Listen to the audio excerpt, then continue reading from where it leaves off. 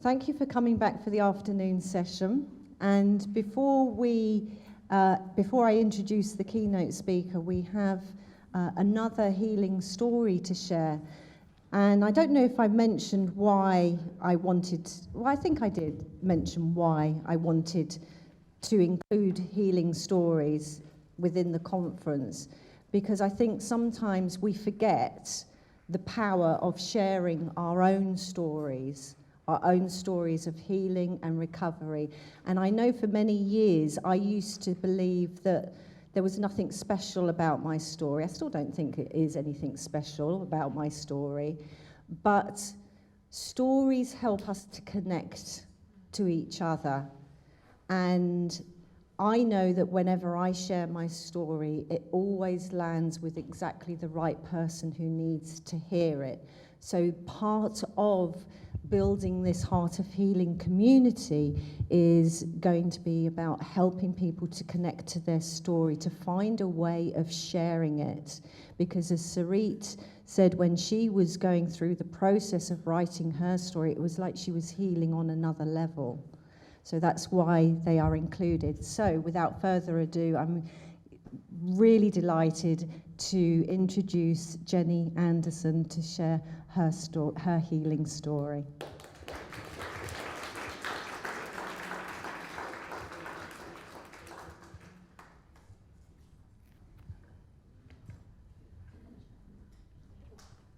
All right. Hello. Thank you, Jane, for inviting me. Just checking here. So when Jane invited me, I thought, oh, which story am I going to pick? There's so many.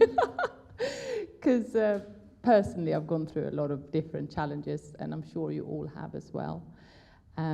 So I said to Jane last night on the messenger, I said, right, I'm just going to connect now to my higher self, and I'm going to ask what story everyone who's there tomorrow, every soul that is there who needs to hear exactly what they need to hear.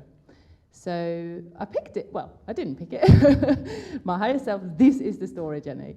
So anyone here who would love to embody all of who they are multidimensionally? Hands up, please. Yes. And who believes that you are unlimited, unconditional love? Yes. Perfect. So I'm going to talk about my dad. So it is very emotional. I might cry. I'll try not to, although it doesn't matter. So it was the 16th of February 2017, and me and my husband had just moved. We were going to move the house the next day, and we've had some really personal, financial, everything stuff going on. It was really stressful. And I sit in my car, and my sister rings me, and my dad and my sister, well, they're all in Sweden. I'm Swedish. And she says, Dad has been put in a coma, like intentionally. And I was going, okay, this is really stressful. I am going to move house tomorrow. I can't even go there. It's like, this is crazy. He wasn't very well anyway. So I said to myself, I said, right, okay, come on, team, because I've been in this space for 20 years, so I'm like, come on, team, help me. I said, you've got to tell me how long I've got. I know this is out of order. This is not, it's not allowed. You can't ask how long somebody's going to live, but you've got to tell me. They said, you've got 90 days. So I was like, okay, I've got 90 days. Shit. What am I doing? What am I going to do for 90 days? How many times am I going to go there? What am I going to do? I'm going to tell my sister. What am I going to do? What am I going to do? And I thought, I'm not going to tell anyone. I'm just going to go with what feels good. And I'm going to see my dad. And I'm going to do everything that I can for him. So I'm not going to go into all the nits and how I was traveling there and what was happening and everything. But I think it was on the 70th day or something. And I was in Sweden on my nan's funeral. And I was going, I've got 20 days. And in the morning, early, 5 o'clock, I wake up, I'm like, oh, I've got to do healing on my dad, I've got to do healing on my dad. I wake up and I do the healing, and I'm sitting there, and I've got all these light beings around me, and I'm thinking, oh my God, what's happening? He's healing, he's getting better. But he was passing, right? So I was like, oh my God, this is amazing, he's feeling better. And I stopped, it was all beautiful, it was wonderful, and then the phone goes an hour later. I was going to my nan's funeral, holding a speech about how close I was to my nan, and they told me Dad has passed. So I was like, that wasn't 90 days. You fucked me up. But it was all meant to be, because I was in Sweden. I was there already. It was really hard, obviously, because I had to go to my nan's funeral, and my mum said, you don't need to speak. I said, no, I do. This is about Nan. I'm going to speak to her. And no one knew about my 90-day story until like afterwards.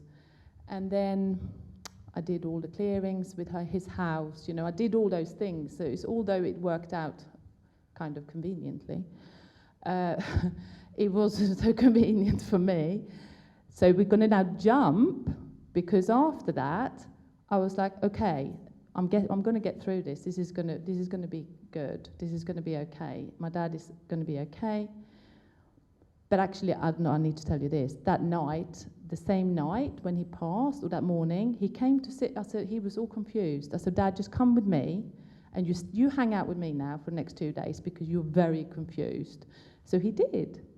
And he was with me for that time, and I was a wreck. I couldn't do anything, but he was with me. So I was like, okay. And that carried on. So that's been really interesting. I was once, not so long ago now, a year ago, I was doing a light body course with 2 of my teachers. And I'm in this room doing this really high frequency healing work. And my dad comes and sits down on the sofa. He's like checking us out. What are you doing? Like, you know, what are you learning? He's like, I'm getting it now. I'm understanding what you're doing, because he used to call me the White Witch, which is quite funny. And and now apparently the story is, after talking to a very good friend of mine who is a medium, and by the way, I don't do mediumship, although he's been hanging out with me. He is now learning all the spiritual commodities. He's learning the Kabbalah, the astrology. He's learning everything. He's got this robe thing on, and he is just traveling the dimensions, learning everything. He's going to be a spiritual teacher his next life, and I feel really delighted. So that's the end with me and my dad, but that's where he is now, and I feel a lot better about it. So thank you for listening to my story.